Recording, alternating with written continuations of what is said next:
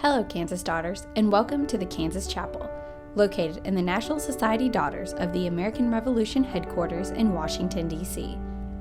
This is a peaceful, meditative place for all daughters and guests to enjoy while visiting our beautiful house.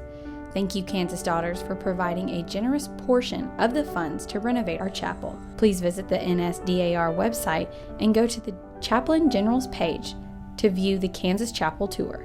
For further details about the Kansas Chapel's interesting history, check out the Kansas Chapel tab on the Kansas DAR Members Only website.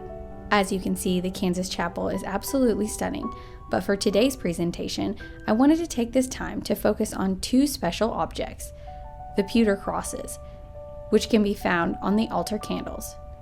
As part of the renovation completed under the West administration, the crosses were a new addition, especially made for the altar candles.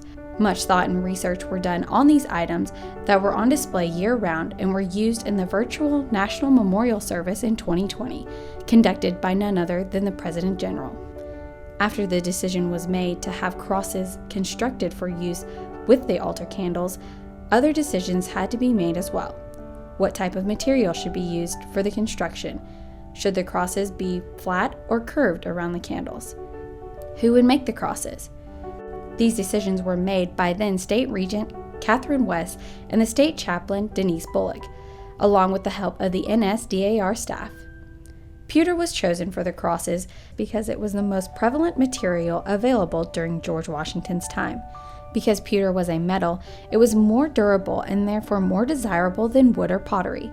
Pewter was not as costly as gold or silver, making it more accessible to the merchant or middle class that became the backbone of society during the colony period. Fine pewter is a tin-based alloy consisting of at least 90% tin. With the help of Pat and husband Tom from ASL Pewter in historic St. Geneva, Missouri, this is the same alloy that was designated as fine pewter in 1635. The decision was made to have the crosses lay flat against the candles instead of curved for ease of varying candle sizes in the future. It was also decided that the crosses should be placed in the middle of the candles using brads for ease of movement up or down. The crafting of the crosses was a process called casting. Casting is the oldest form of metal work. It involves melting the metal and pouring it into the prepared mold. The antique mold was an actual salad plate mold dating back to 1790. This mold was chosen because it had the largest flat area to cut out the desired cross size. Holes are drilled into the top and bottom of the finished crosses so that the steel brad could then be pushed through the hole into the wax to hold the crosses in place on each candle. Let's take a look at how pewter pieces are made at ASL Pewter. I want to talk a little bit about some of our antique molds. It's one of the things that makes ASL Pewter truly unique. We have a collection of well over 200 molds that predate 1840 that we use regularly. Most of the time when we're casting in the antique molds, which are all metal, we cast out of the secondary pot, which we keep at 700 degrees, because the metal molds will act as a heat sink, where the rubber molds that I was demonstrating earlier act as their own insulator, so we cast at a lower temperature. Spoon mold made of brass, that was made in about 1650, and it still casts. At the time our antique molds were made, tools were expensive, and molds were made rather than to be obsolete. They were made to last for generations, and many of them have. A large portion of our molds we got when we purchased a foundry that had originated in Bucks County, Pennsylvania, somewhere around 1800. And that was the start of our collection of antique molds. We probably got about 60 of them at that time.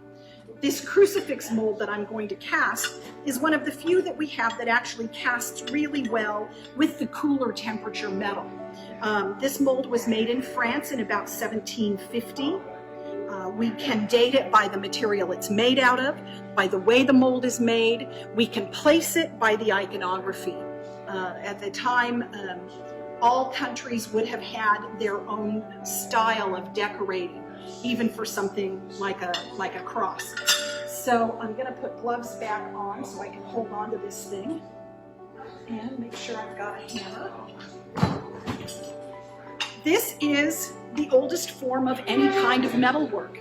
It's melting metal and pouring it in a hole. So I've got my ladle of pewter. I'm going to pour it in the hole. Poured it a little full. And the fun thing with the pewter is you can actually watch it harden. It goes from looking like mercury to looking like brushed silver, sucks in the center right there. It's hard. Notice I'm keeping my gloves on. It is still hot, but it is hot. And I got a good cast out of it. So we'll get it out of the mold. For all of you who work with metal, you understand we get to beat on things, so we get all of our aggressions out. So I've got the sprue down here where the metal went in. I've got all the flash. I don't mind the flash. That's where the air went. If the air doesn't go someplace, I've got holes in my piece. And I will take that to the back room, saw the sprue off, use my series of sanding belts and wheels to remove all of the flash. Then I'm going to dip the piece in acid and blacken it all over. It's an instant patina. I'm going to throw it then in a vibratory tumbler overnight. It'll remove the outer layer of black but leave the detail showing up, and put a satin finish on it. I'll pull it from that tumbler the next morning and throw it in another vibratory tumbler that has porcelain beads and a polishing soap, and it'll end up as a finished piece. After the salad plates were cast and cooled, the cardboard cutout in the shape of a cross was traced on a flat surface on each plate. The cross pattern used was researched and found to be indicative of George Washington's time. A bandsaw was used to cut out the crosses out of each salad plate, and the holes for the steel brads were cut using a drill press. Each cross was then sanded smooth using a vibrating sander. More intricate parts of the crosses were sanded using a dermal tool. Upon completion of the sanding process, the crosses were placed in a surface tumbler to give them a final gloss finish. Pat did say that if more of an item is special ordered, she usually makes her own cast mold for the product. However, since only 2 crosses were requested, these are a limited run piece exclusive to the Kansas Daughters and the Kansas Chapel. The craftsmanship of these pewter crosses is exceptional, as are all of the specialty made pieces in the renovated space, and reflect our pride in the Kansas Chapel for all to see.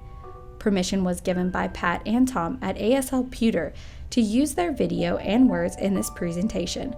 A heartfelt thank you is extended to them for their input and cooperation in this process.